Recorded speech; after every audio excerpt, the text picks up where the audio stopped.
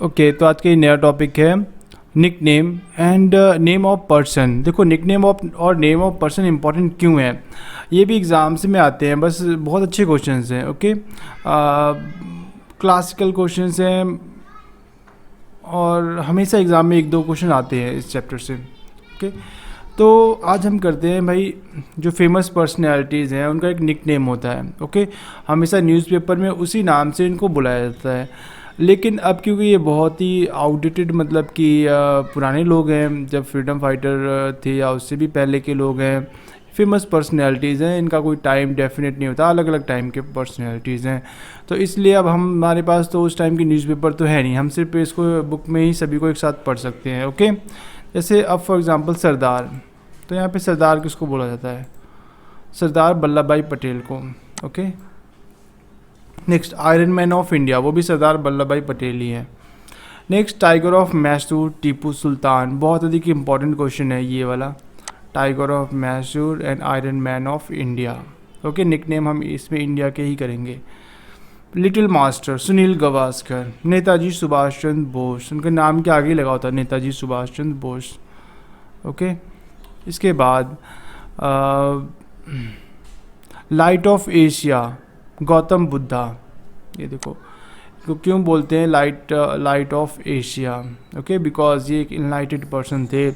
जैसे इनका जो रिलीजन है बुद्धिज़्म, वो India, China, north Korea, south Korea, Japan, Thailand, Myanmar, Burma, Bhutan, Nepal, इस सब जगह फॉलो होता है। पूरा हमारा जो साउथ ईस्ट एशिया है उसमें जो ये गौतम बुद्धा का रिलीजन है बुद्धिज़्म, ये फॉलो किया जाता है, इसके फॉलोअर्स पाए जाते हैं।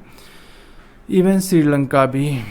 ओके, इवन अरेबिक रेवोल्यूशन से पहले जो अफ़गानिस्तान, पाकिस्तान, ईरान, यहाँ पर भी बुद्धिस्ट ही होते थे। ओके, बाद में जैसे स्टैचू ऑफ बाबियान, एक अफ्रीका, यहाँ पे अफ़गानिस्तान में स्टैचू था, उसको भी तोड़ दिया गया है।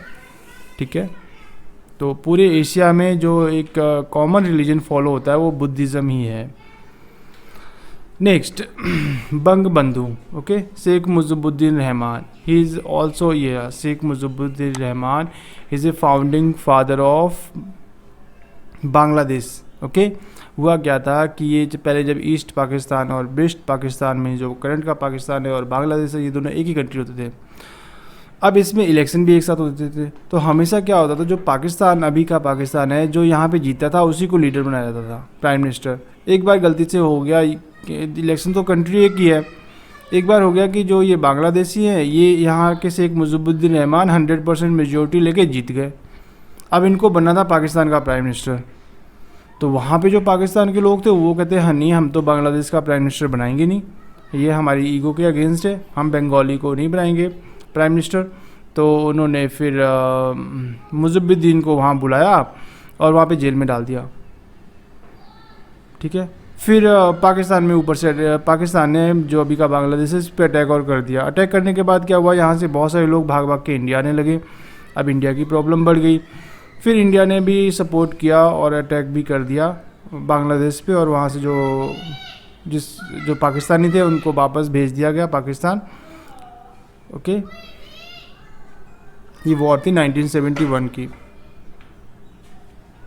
ठीक है, तो इसके बाद से एक मुजिबुद्दीन रहमान को वहाँ का प्राइम मिनिस्टर बना दिया गया, और अभी भी वहाँ उनकी एक बेटी हैं शेख हसीना, तो वो अभी करंट बांग्लादेश की प्राइम मिनिस्टर हैं। ठीक है, नेक्स्ट इलेक्शन होते रहते हैं, हो सकता है आगे जाके चेंज हो जाए।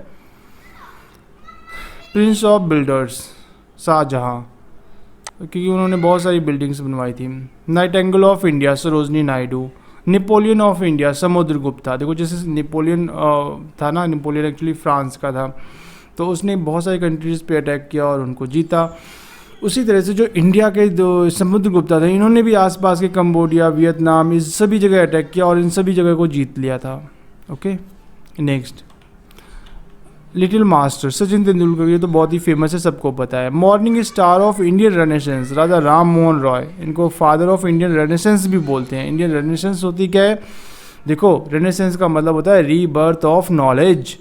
रीबर्थ ऑफ नॉलेज का मतलब कि जो अपनी जैसे कंट्रीज़ लोग भूल जाते हैं ना, तो उनको जो पुरानी नॉलेज होती है वो हम सोचते हैं वो हमसे अधिक एडवांस थे, जो हमसे पुरानी सिविलाइजेशन थी, जो इंडिया में ही मान लेते हैं कि जैसे जो इंडस वैली सिविलाइजेशन के लोग थे या जो आर्यंस लोग थे वो काफ़ी एडवांस थे आज के ज़माने से भी।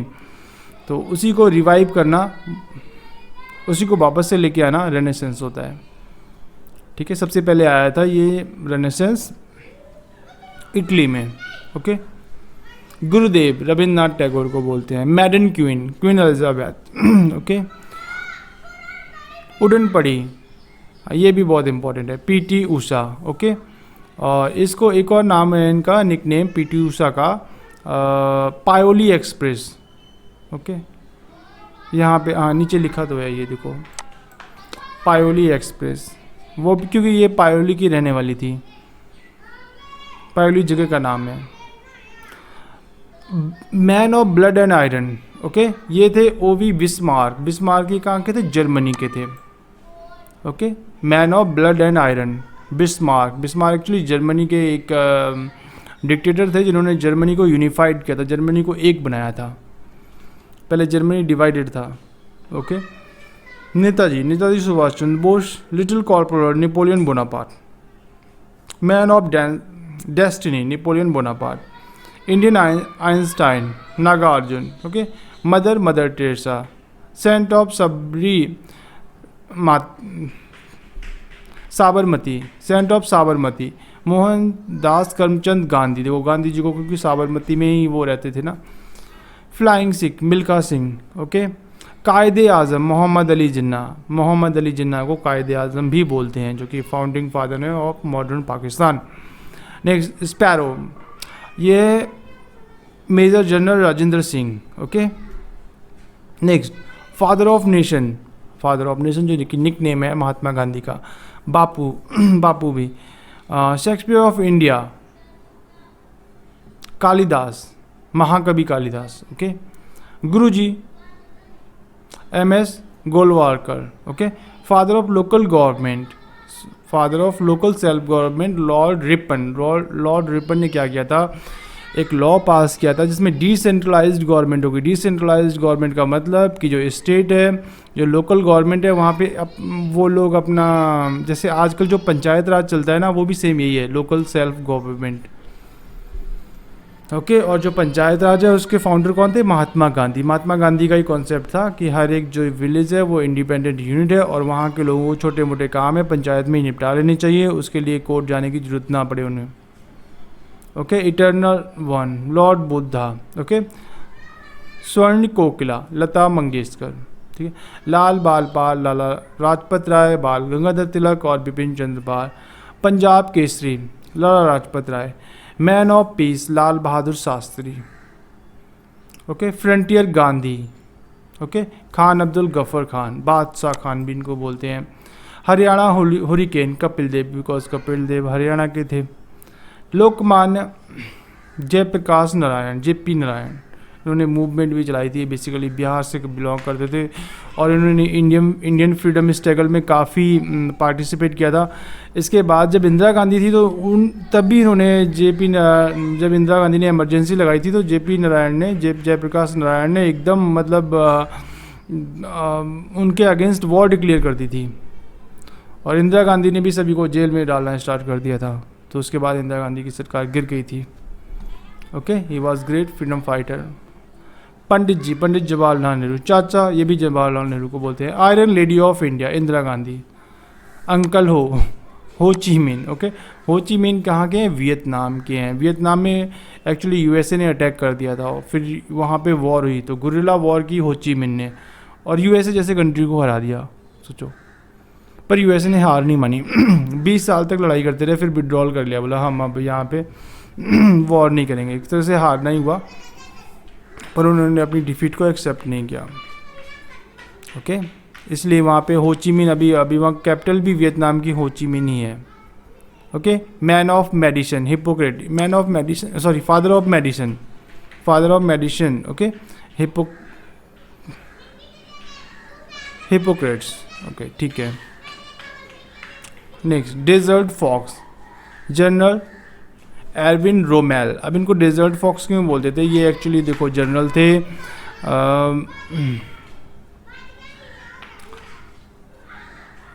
हिटलर की आर्मी में, ठीक है। तो ये हिटलर से काफ़ी नाराज़ हो गए थे, ऑल्दो हिटलर इनको काफ़ी प्रेज़ करता था, बट एक बार हिटलर ने ऑर्डर दे दिया वॉर करने की और वो वॉर हार गई जर्मनी, ठीक है। मतलब पूरी वॉर तो नहीं पर वो स्पेसिफिक जगह पे हार गई। इस वजह से एरविन रोमेल काफ़ी नाराज़ हो गए और इन लोगों ने प्लान बनाया कि हमने हिटलर को मारना है, ओके, एरविन रोमेल ने, और इन्होंने उसको मारने के लिए बम ब्लास्ट भी कर दिया, पर गलती से उसमें हिटलर बच गया। अब अगर हिटलर मर जाता तो एरविन रोमेल जर्मनी के डिक्टेटर बन जाते, वहाँ के डिक्टेटर बन जाते, पर क्योंकि वो हिटलर नहीं मरे तो एरविन रोमेल जब इनको पकड़ लिया गया, फिर इनको ये क्योंकि बहुत फेमस पर्सनैलिटी थे तो इसलिए इनको सज़ा तो दे नहीं सकते थे। अगर इनको मतलब कुछ जेल में डालेंगे तो वहाँ की जनता नाराज़ हो जाती कि इतनी बहुत हीरो टाइप के थे, ठीक है, डेजर्ट फॉक्स जनरल। तो इनको बोला भाई देखो या तो तुम ट्रायल फेस करो, ठीक है, या फिर हम तुम्हें कहते हैं कि तुम अपने आप को गोली मार लो, तुम इसमें क्या सिलेक्ट करोगे। तो एरविन रोमेल ने बोला कि भाई तुम मुझे गोली मार दो, मैं ट्रायल फेस नहीं करूँगा।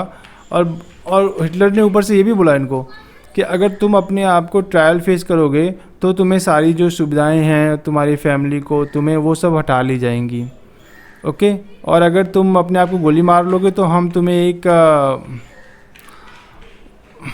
एक शहीद की तरह दिखाएंगे, ठीक है, मार्टर की तरह दिखाएंगे कि तुमने अपने देश के लिए जान दे दी और तुम्हारी फैमिली को सारी वो सब कुछ मिलता रहेगा, एक शहीद के फैमिली को मिलता है। तो इसलिए फिर इन्होंने okay, he was equivalent to Hitler. Next lady with the lamp, Florence Nightingale. अब इनकी भी देखो कहानी है। ये क्या करती थी, जब भी यहाँ पे वॉर होती थी वहाँ पे वॉर में कुछ चली जाती थी, ठीक है, लड़ाई करने नहीं जाती थी वहाँ पे। ये मतलब लोगों की हेल्प करती थी, उनको पानी पिलाना, उनको जितनी भी चोट लगी है उसको ठीक करना, ठीक है। वॉर के ख़त्म होने के बाद रात में जितने भी सिपाही होते थे उनको फिर वो ट्रीटमेंट करती थी लेडी विद द लैम्प, और लैंप लेके देखती थी इसमें से कौन सा मर गया कौन सा जिंदा है, और जो जिंदा होता था जिसके चांसेस होते थे उसको उठा के फिर अपने कैंप में ले जाती थी और वहाँ पे फिर इनको जितनी भी चोटें लगी होती थी उनको ठीक करती थी, okay. Magician of hockey Dhyanchand, ठीक है, ये तो सबको पता है। हॉकी विजार्ड ये भी ध्यानचंद है। Grandfather of Indian film Dada Saheb Govind फालकर, okay. Phalke award भी मिलता है, सबसे अच्छा जो अवार्ड होता है फाल्के अवार्ड फिल्म इंडस्ट्री में, okay. Martin Luther of India, Dayanand Saraswati. Martin Luther कौन थे, बेसिकली मार्टिन लूथर एक इंसान थे यूरोप में जिन्होंने एक क्रिश्चियनिटी में एक रिलीजन फॉर्म कर दिया था विद इन द क्रिश्चियनिटी, उसका नाम था प्रोटेस्टेंट, ओके। तो ऐसे दयानंद भी थे जो धर्म को मानते थे पर अपना ही एक नया उन्होंने डीएवी फाउंड किया। अभी भी तो डीएवी चल रहा है, ठीक है। अब वो एजुकेशन प्रोवाइड करते हैं, मॉडर्न एजुकेशन। जब इन्होंने फाउंड किया था तब वो एंशिएंट एजुकेशन प्रोवाइड करते थे। Grand old man of India दादा भाई नौरोजी। देश बंधु चित्तरंजन दास, CR दास, ओके। इन्होंने एक पार्टी बनाई थी पंडित मोतीलाल नेहरू के साथ मिलकर, स्वराज पार्टी, उसमें इनका नाम आता CR Das and Motilal Nehru ने मिलके पार्टी बनाई थी जिसका नाम था स्वराज पार्टी। देश बंधु इनको बोलते हैं। स्करेज ऑफ गॉड चंगेज़ खान, भाई ये चंगेज़ खान के ऊपर तो एक अलग से लेक्चर बनता है, ठीक है। इन्होंने काफ़ी वॉर्स लड़ी, okay. Machiavelli of India Chanakya, ठीक है। मैकियावेली कौन था, उसने एक बुक लिखी थी दी प्रिंस, खुद से अपने दिमाग से उसने बना लिया था कि मैंने एक ना प्रिंस बनाया हुआ है और उस प्रिंस को आइडियल प्रिंस था और उसको कैसे वॉर लड़नी चाहिए, कैसे राज करना चाहिए, ओके। तो ये बहुत ही फेमस है Machiavelli of India Chanakya. Machiavelli वैसे भी बहुत फेमस है और चाणक्य भी फेमस ही हैं। ठीक है। राजा जी CR चक्रवर्ती राजगोपालाचार्य, ठीक है। CR राजा जी किसको बोलते हैं? चक्रवर्ती राजगोपालाचार्य को, ओके।